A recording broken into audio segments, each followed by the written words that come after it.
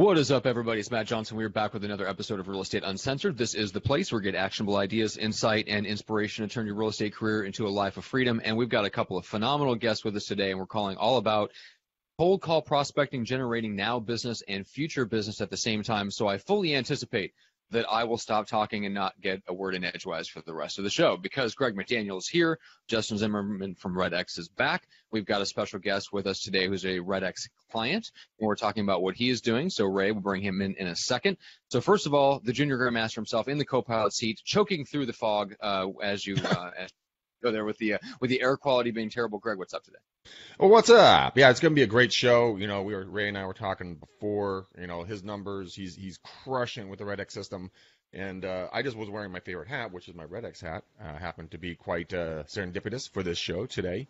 And it's one of those things that it's fun to always pick someone else's brain, see what someone else is doing to get the business, both doing the outbound hard prospecting and then with what Justin's really good at, and we'll probably talk about, is then going back with content and re-educating these people and really getting in front of them and showing them what to do. So it's going to be an absolute blast. My air quality is actually better. It's less than 200, and 200 is almost deadly.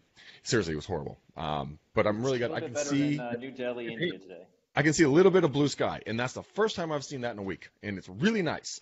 So, wow. Yeah, it sucks. Anyways, cool. Let's get this party on the show on the road here. This is gonna be a blast. Right. So, Justin, first of all, officially welcome back. Great to be back, guys. Thank you, as always. Awesome. And then Ray Stendall, what's up today? Oh, hello, everybody. Happy to be here. Awesome. So, Justin, real quick, we've got like a quick deal on RedX. So for those of you that are listening, we won't go super in depth. We'll get to that later. But just, Justin, where's the best place for them to go to learn about the deal that's coming up on Cyber Monday? Oh, well, sure. Thanks for asking. This year, like every year, we have one of our few sales, and this upcoming Cyber Monday is one of the biggest sales we have. And so for everybody who's listening to this podcast, both live and recorded, if you go to redx.bz/REU for Real Estate Uncensored, we're working with you guys to offer all your listeners a super fantastic deal, savings on things that you just can't get any other time of year. Cool. Very cool. And then, Ray, turning to you, how long have you been using like RedX in the overall scope of your career? Because you've been at this for quite a while. I've been using RedX now for about a year, using it to connect with real estate professionals. I've been selling professionally for 20 years with companies like AT&T, Verizon, Best Buy, Toyota, and decided to take some of that experience and apply it to selling real estate here in San Diego. Very cool. So tell me a little bit about what's going on for you kind of in San Diego right now, what you've got, and how long it's taken you to kind of ramp up to where you're at right now.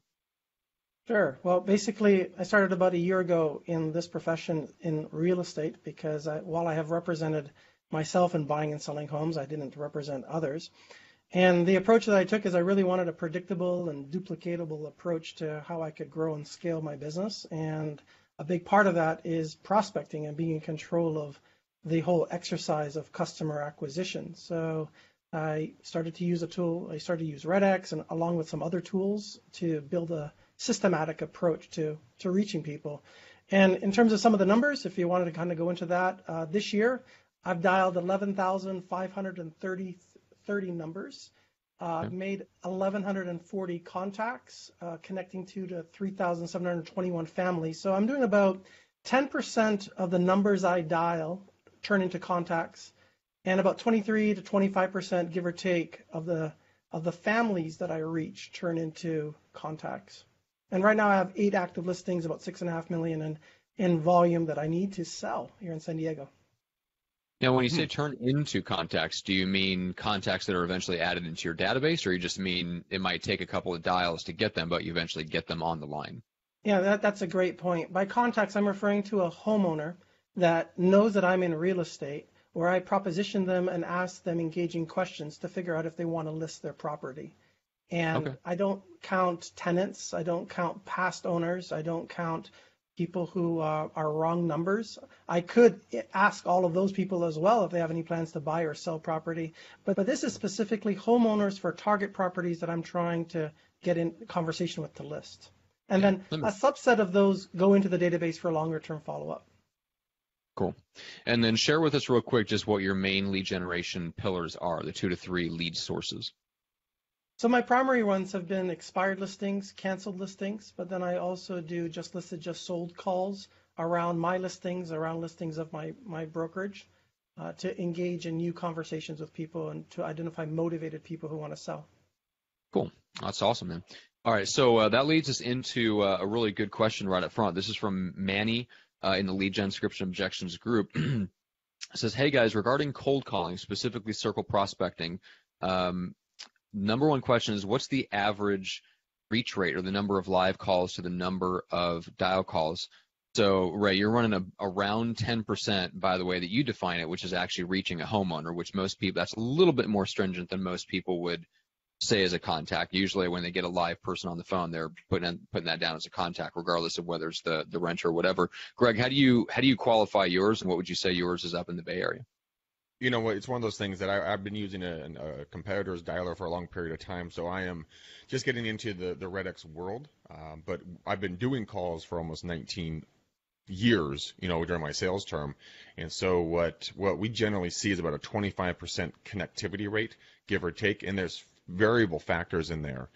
There's time of year, it's the demographics of the area you're calling, it's the geographics of the area, the density, and just kind of what's going on in the year. Is it an up year economically? Is it down year? Through the great, recession that we went through, I saw a really weird scenario take place. There were more men home than women were home as they were losing their jobs, and then that flipped over on its head again. So it's a constant moving target, what you're looking for. What you need to do, like Ray is saying, you have to be absolutely consistent at your prospecting no matter what. It's the old saying of how do you eat an elephant? It's one bite at a time. And people are always looking for how do I eat the whole elephant at one time? Well, you can't do that. That's not how the game is played. It's persistent and consistent day in and day out. As you guys are all aware, I do RedX as well. I'm blessed to be a part of this wonderful, incredible company. When I say be a part of it, I mean I get to use their system. And there are so many different levels to this program. And Ray, I'm sure that you're the same as I am, that some days you just don't want to get your ass kicked, so you don't call the foreclosures. You're like, I'm going to call the for rent by owners. I'm going to call it for rent for the for sale by owners. I'm going to do softer calls, and the other days you just want to take the gloves off, put the brass knuckles on, and you go to war. And that's the cool part about it. But as long as you stay out there and do the calls, you'll be fine. So my numbers, with an incredibly long answer to a short question, they vary, Matt. They vary. Just want to echo there. So on the contacts relative to families, or leads as we call them in RedX, I'm about 25% of that. And by the way, I should also mention that that's with mostly one round of calling in the morning. I'm sure that if I would be more disciplined to make another round in the evening, I'm pretty sure almost double that number of contacts. So that's, again, with one round and calling all numbers. I have something to add to that. Is every couple of years we do a data study where we basically sit down and dial all our data. We dial competitors' data, and we try to look at what's the reality of what's going on out there. And one thing that we noticed is to get that the number you say doubled. We got a little saying internally called octane, kind of like fuel for a car. And so to reach the highest levels of octane, only dialing once really gets you kind of like the lowest number. And I think the numbers that we showed is, dialing twice or three times significantly raises the outcome and output and yield of those leads or those dials. Now, is that dialing in one day, or is that dialing the same number consistently 1 to 3 to 5 to 100 times until they either buy or die? Which one is it? It can be both. I mean, you can do an evening session. You can do a morning session and an afternoon session. Just, like you said, depending on seasonality, time of year, you may be dialing into a neighborhood that kids are going to school and you're just not reaching people in the morning, and, the mom or someone's coming home in the afternoon. And so, you can do it intraday, or you can do it over the course of a number of days. And again, like you said, it's really got to test the market out. In fact, there's a great blog post on the RedX blog called 13 Steps to Become a Listing Machine, and one of those steps actually talks about testing the market and the timing. I think it's somewhere around number 10 or 11, but if you go there, there's kind of an explanation of how to think about this a little bit more deeply. That's a really, really good post, by the way. Just going to second that one. I did read it, and it is a really good post. Go ahead, Ray. I was just going to mention one tip that I have is when you take a look at a marketplace, like here in San Diego, we have a pretty big county. So one of the things I've done is I've taken a look at turnover rates across areas to figure out which areas are turning over faster relative to the price point that I want to play in, which is $1 million to $2 million. And then take a look at the expiration rates to kind of prioritize areas. And in the process of doing that, I set my filters up in RedX to help me identify those properties straight away. I do a round of calls in the morning. I'll call the first two numbers out of the gate, and then I'll circle back and call the remaining numbers because I know the first two numbers tend to be the highest chance of getting somebody. What I need to get better at is calling again in the afternoon and the evening, but then I will call them for the next couple days, and I organize a folder system in RedX where I have expired today, expired this week, expired this month, expired 2 months, and as the lead ages, I move them between folders, and I always try and focus the most on the most recent expires because those are the serious people who are going to be making a decision in the first 10 to 14 days of an expiration. That's what I really like about you, Ray, is you just have like this systematic approach. I mean, I know it probably leads back to the days of your automation, but like the way you think about customer experience, essentially, you're kind of building a model inside of Vortex or inside of the RedX CRM to visualize that and operationalize it. Yeah, I think it just makes the process a little easier, and it also helps me to focus on who's new because those are the ones which I think we're going to have higher success rates with. So, Ray, have you spent any time playing around with the for rent by owners? I did a little bit. I did spend a little bit of time with them, but coming back to your analogy with those brass knuckles, I spent so much time with canceled and expired, and I started to gain a certain level of proficiency, I feel, with them. Mm-hmm. And then when I started going into the for rent by owners, it's a different category of folks, and it's also a different kind of inventory, at least here in my market. Mm-hmm. So I didn't end up spending a lot more time, at least in my market. It didn't gel well with my approach, but I did try them, and I also tried a little bit of FSBO. And I think the number of opportunities are going to vary by market to market, and the quality of the inventory will also vary. Yeah.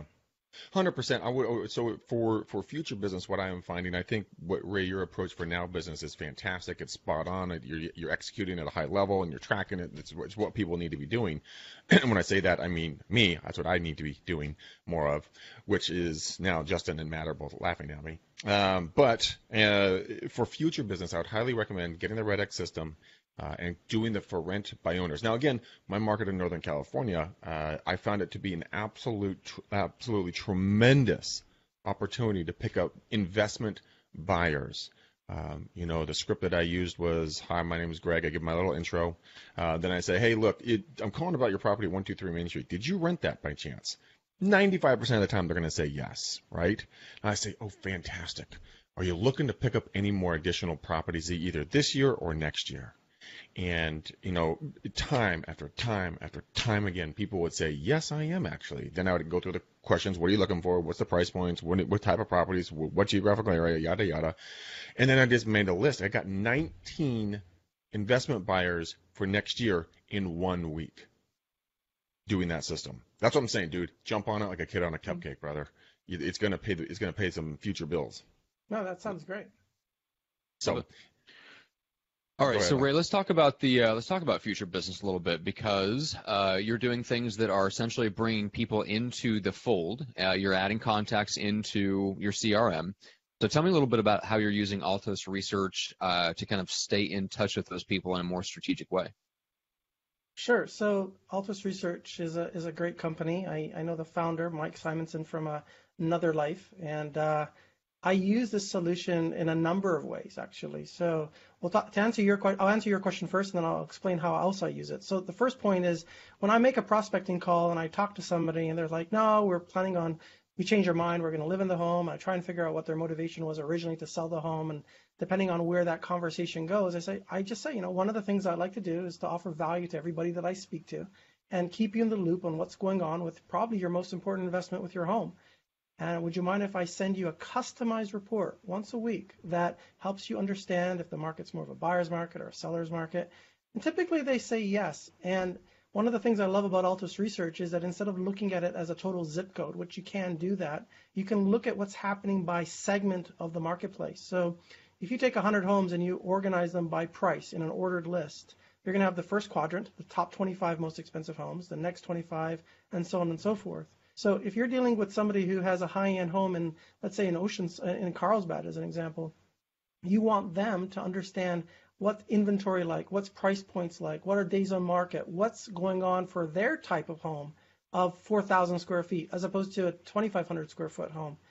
So once they understand that, this helps me in a couple ways. Number one, I stay in touch automatically, and I do have a success story to share. I put somebody into this system who is a builder. He's going to be building 16 new houses coming up in San Marcos next year. I tried to get a listing that expired. It went back to their original agent. Put him in the system, stayed in touch with him, educated him on that market for that house plus the new market he's building in. He called me last week. He said, I'm ready. Come on over. I want to change the agent. And that I totally attribute to Altus as being a success story for that. That's fantastic. I know of Altos. I just have not used them before. What about it stands out from the pack? Because obviously it worked naturally. But I mean, do they just have better reports? Is it just more the frequency of contact? Help me understand it. Yeah, so I subscribe to the whole county. So I have every zip code in San Diego. And at the same time, if somebody says, hey, tell me what's going on in Boston and gives me a zip code, I'll even challenge you guys later on if you want to try. Give me a zip code. I'll tell you what's going on in that market without even being in that market, which is so incredible. But what I like most about it is, number one, it's easy to use. Number two, it's automated. Number three, it's updated every 7 days. And I think that one of the key criterion of being a great agent is somebody who can really represent and explain what's going on in the market, the time, when you buy, when you sell, what you're competing with, how do we price property out of the gate to be competitive so that we're not going to have property linger. So these are all great things that Altus that does. I mean, that's really kind of the last bastion of value for real estate agents. If you really look at the API encroachments and discount brokers is what's really left for a top tier full commission real estate agent. And that's, market level expertise in a way that a financial advisor could explain it, that level of comfort in knowing that you're really working with an expert. And not only that, I use it in the listing appointment. I use it to discuss price. I use it to discuss offers and counter offers. I mean, I use data throughout the whole process. And I will even use it as keeping the new buyer in touch with what's happening in the market after it closes. So it's full life cycle customer experience management with clear market data specific to their home and zip code. That's fantastic. And I think you're right on, Justin. I think that the fact is that, really presenting good, solid content and data, I think is one of the last things that agents are going to be able to do. As we are getting squeezed, and so we have to stand out. We have to do the outbound hard prospecting that Ray is a master of, obviously, listen to his numbers and what he's doing, but then also doing the follow-up, and learning how to stand out and be different. So it could be the Altos research data, the emails, doing Facebook Lives, doing live videos, taking snippets of those, spreading them out through the other databases so that your clients won't just see you in one spot. They'll start seeing you on Instagram and Facebook and Twitter and, yakety schmack, blah, blah, blah, widgety doodad that hasn't been invented yet that we're all going to be addicted to in some year. And Matt's just, you should see Matt's face. He's just like, what? But what I'm saying is that, invent yourself or reinvent yourself. Justin, that's a good question. I want to quickly go over to you. You are the head of content for RedX. You and I talk every day, literally. Yep. But the content that you put out there, let's say, Ray contacted Matt, Julie, and his 3 obese wood-sucking insulin little troll babies, on the phone. Matt said he wanted to sell. Yeah. And then how would Ray be able to then take content and push it out that would be relevant for Matt and his family? What kind of suggestions would you be kind of off the cuff would you suggest? Sure, yeah. So I can't exactly quote what I said on one of my last appearances, but I've said something like, content's hard. Creating really valuable content that makes a difference, makes an impact. As we say, content so valuable, people be willing to pay for it. And if you go to the RedX blog, you'll see we dedicate that much energy and effort into that. But that's not for everybody. but content should be for everybody. And so going to sources like Altos, going to sources like KCM, making quick little, everybody can watch the news or read an article and flip on a camera like we are right now and just kind of cover either their local, national, state, legislative stuff. And so if you're in real estate and you're intelligently approaching it, then you should have an opinion that will be worth hearing. So you can put yourself in a position to create quick content that you can put out to the marketplace and share.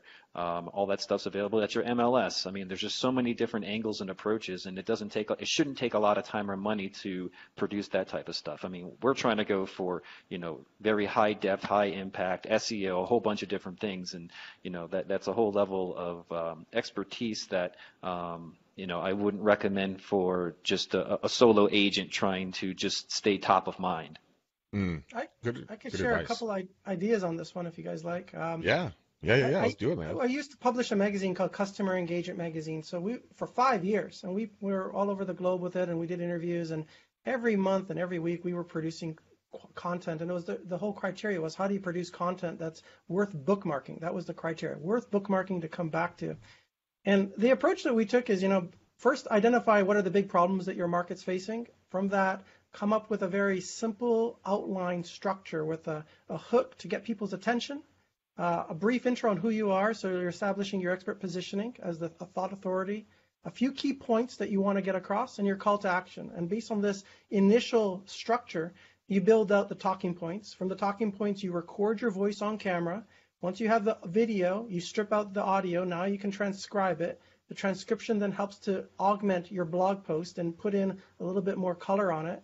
The audio can be turned into a podcast. The video goes to the YouTube channel. It can be respun in a number of different ways. And the video then comes also back on the blog post. So now you have something that's hopefully somewhat evergreen, which you can then put on Facebook and do some Facebook ads on, even rewrite it onto Facebook because they like to keep the people on the platform. And then and put a little bit of money behind it to get some traffic on it. I got something to add to that. Is over the weekend I was watching some Gary V. Vaynerchuk videos, and somehow he mentioned something that he puts out there for free. And so if you want to see something like this diagrammed out, he has for free 88 or 83 slides called the Gary Vaynerchuk content model, which really kind of explains or visualizes a lot of this. And so if you just Google Gary V. or Gary Vaynerchuk content model, you'll be able to get a copy of this and kind of see a little bit about what Ray is talking about. Love it. Yeah, that's huge. I'm going to put a link in here for you guys. All you guys are listening. I'm putting a link in here for rev.com for transcriptions. If you guys are interested in doing something with transcribing, it's $1 a minute, video or audio, like Ray was talking about. Also, some other content opportunities, realtytimes.com, Atom Data, that's ATTOM data.com for higher level in-depth content. Just so you guys don't have to overthink, and this is where you can start this whole journey. Because sometimes it's like shouting into the wind when you're like, oh my God, where am I going to find this stuff? It's impossible to find. Well, here are a couple of resources for you. Just on the topic of content, another thing that's worked really well for me is I've created some special reports, which are basically glorified blog posts with a little bit of better packaging and a little bit of I used a graphic designer to help beautify it a little bit. And these reports, I'll email to somebody that, let's say it's an expired listing, I'll email them a report which talks about, your house expired, now what? And kind of take them through where they are and where they potentially could go. I sometimes even print it, bind it, and mail it to them. And I've sent that out, and I particularly am using these types of reports for a little bit more expensive listings. So I'm putting a little bit more energy into the prospecting mechanism to get these appointments with these higher end homes. So something like that could help too. How do you follow up with a mail out like that? So I will find their mailing address from their tax records. So first of all, I'll call them through RedX. I'll make contact. I'll establish where they live. If they're in a certain kind of a community where it's only like PO boxes, then I'll figure out how to get a package to them. I'll mail it to them. I'll call them back, and now I'm calling about finding out if they got my report. I'm not necessarily, so it's a different conversation. It's like, hello, Mr. and Mrs. Smith. I'm calling to see if you got the special report I sent you about how to get your property sold, given that it didn't sell the first time around. It's something I specialize in. Did you get it? And then they're going to go off and tell you if they got it. And it says, now, what did you think of it? Did you have any questions? How about we get together Thursday or Friday? I can walk you through that along with what else I do to proactively sell homes. So it's another avenue to get in conversation. It seems like having the avenues is not the problem to find the content. It's being resourceful with your resources and taking action. So, Ray, how did you prioritize the different tools and steps that you're using in your business? Because we all know there's a ton of opportunities out there. I was with a competitor of RedX for a long period of time, and then I saw the light, and baby Jesus came down in a vision, and I went over to RedX. He was wearing a hat like yours. And he was wearing a hat like mine.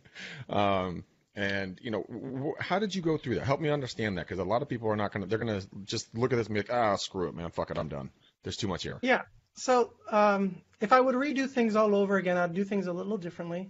Initially, I spent a fair bit of time on my website, all my reports, and my web presence, which a lot of people think you need to do. I think to some degree it's important to have a decent website that is different than what your broker gives you. And for please get an email address which doesn't have Gmail in it. Okay, let's get like your domain, your name at yourdomain.com. If you don't know how to do it, find out. Ask somebody. You need to have your own domain.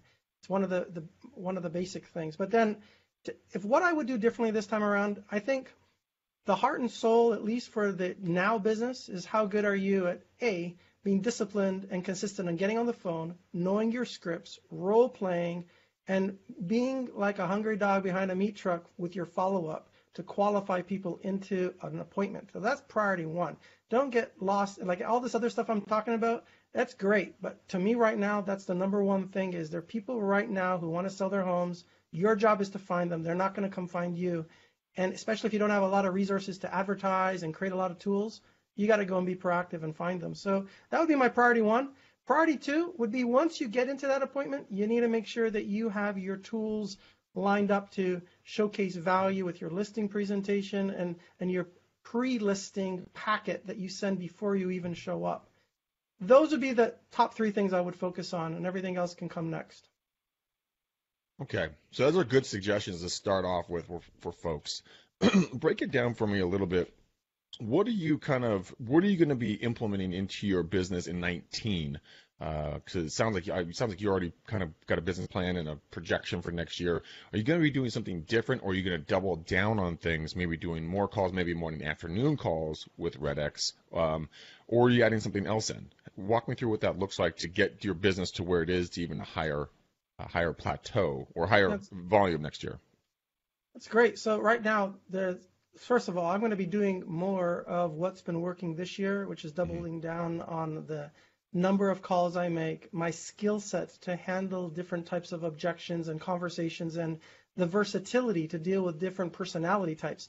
I mean, if you're dealing with a director style person or a socializer or an analyzer, these are four. And for those that don't know, look up DISC personality styles, DISC personality styles. Learn to communicate to people that have very different communication styles and ways of processing information than you do. So number one, it's doubling down on the calls, improving my skill set and how I talk to people. I think from a tools perspective, I have a fair number of tools lined up.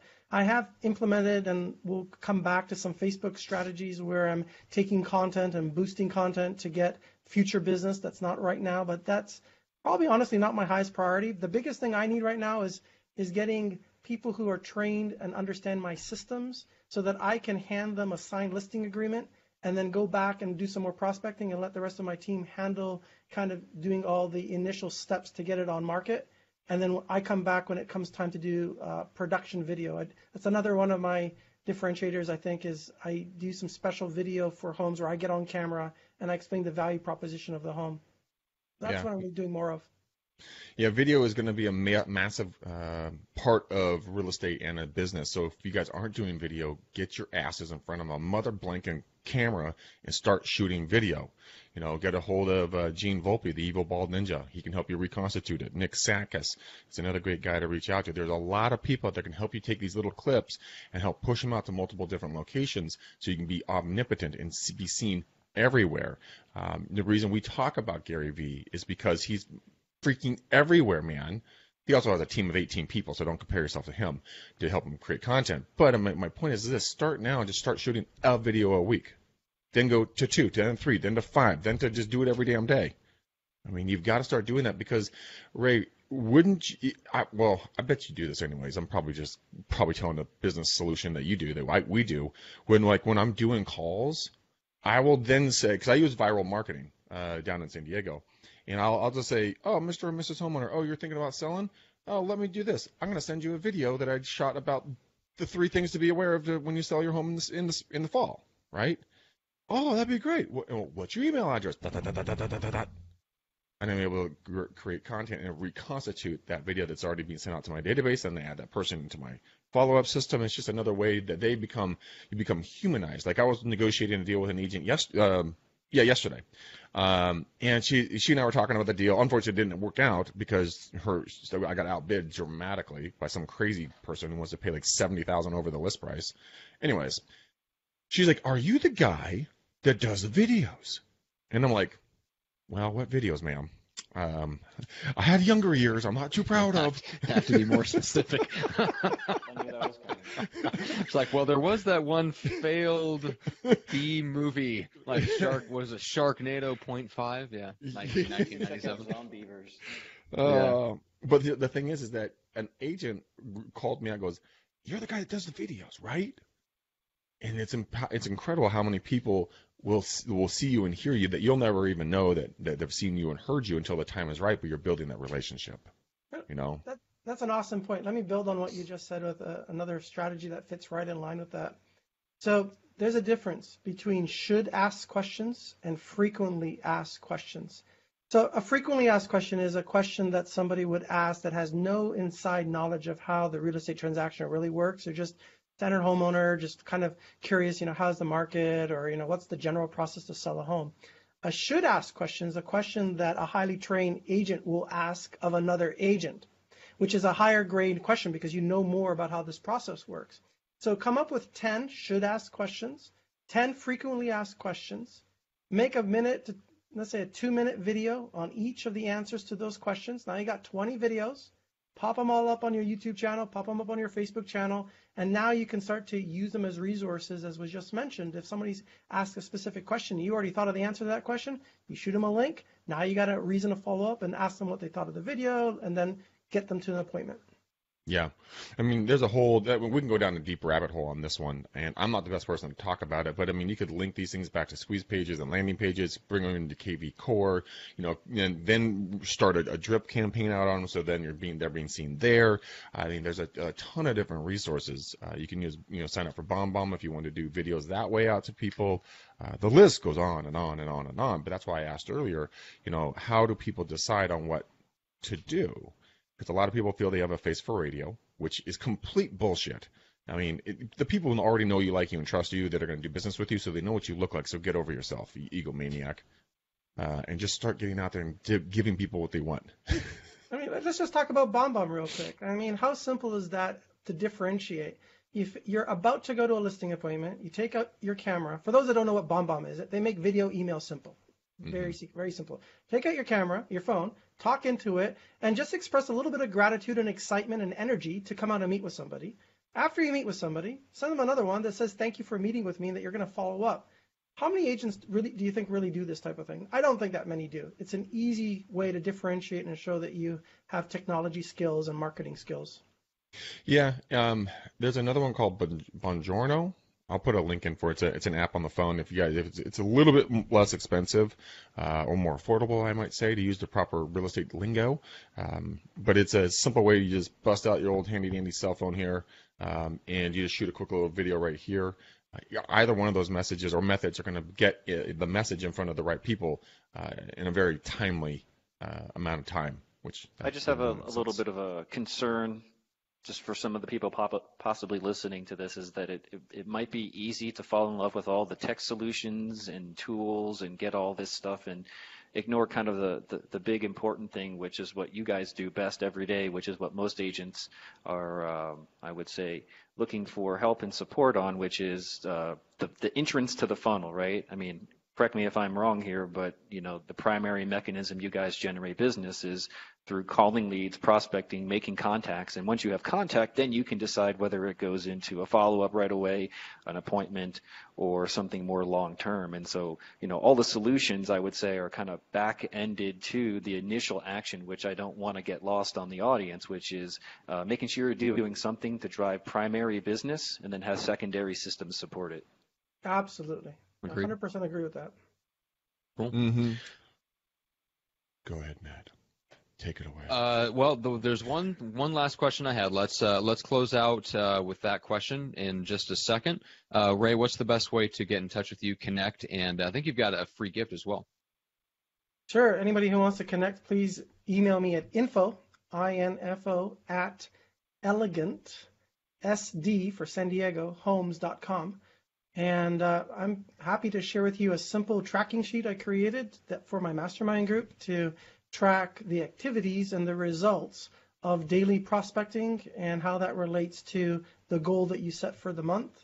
And would love to learn where you all are from and see if we can exchange business opportunities and referrals for people who want to come to San Diego and people who want to leave San Diego to go to other parts of the country. Very cool. And then Justin, the link and the skinny on the Cyber Monday deal. Sure. Well, I didn't come on here to pitch anything, but I think it'd also be, I would say, negligent of me to deny people who are truly interested in prospecting and want to get access to the RedX systems and tools at the cheapest possible price of the year right now. And so, like I said in the beginning of the show, for all the audience members listening right now, for Cyber Monday coming up, if you go to redx.bz, /REU, and I'm sure we'll put that link into the notes as well. You'll get a super duper deal on Monday, this upcoming Monday, to all our lead types, including our Storm Dialer. So that's the skinning on it. Awesome. And then Greg, what's the best way to connect with you? Guys, give me a call. Well, actually, don't give me a call. I was going to make a joke and say call Matt, but on all honesty, what I want you guys to do is go to. You get for making a joke about calling me. I know, totally backfired. You're going to accidentally give out your phone number again, and just out of sheer habit. Probably. I will give you my number, 925-915-1978. See, I'm not afraid of that.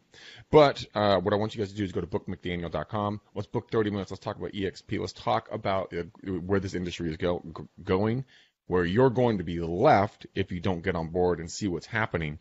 I was actually up messing around with EXP this morning. To actually bomb, you get it with RedX, with EXP now. At a severe discount. So there's some other really cool tools they give you for free. So guys, go to bookmcdaniel.com. Let's talk about EXP and our future. Matt, how can people rate, review, and give us a 15-star review on iTunes? Well, 15-star would be 3 separate reviews, which we'd appreciate, but they should go to iTunes, Apple Podcasts, or Stitcher, wherever you listen to fine podcasts, as one of our previous guests said. And you can go leave us a review if you enjoyed an episode with a guest like Ray. Make sure to give Ray a shout out in the review when you leave us a rating. That would be awesome. And then you can also go to rockstarlivevideo.com if you want to learn how we're doing, kind of what we're doing. Greg talked a little bit about doing short videos and putting out content and then putting some money behind it to put in front of more people. If you would like to learn how to do that, what types of content, how to get your content ideas, how to actually film a Facebook Live on your phone, just the mechanics of how all that stuff works for absolutely free, go to rockstarlivevideo.com and get our free training on that. So let's finish out with this. Right. Before we went live, we talked a little bit about your approach to kind of upgrading every aspect to how you show up in the marketplace. So tell me a little bit about that. We talked a little bit about the website and just having something that looks nice and that, but tell me a little bit about where else, what other things in your business have you looked at and kind of upgraded to make sure that you can hit that luxury market in San Diego?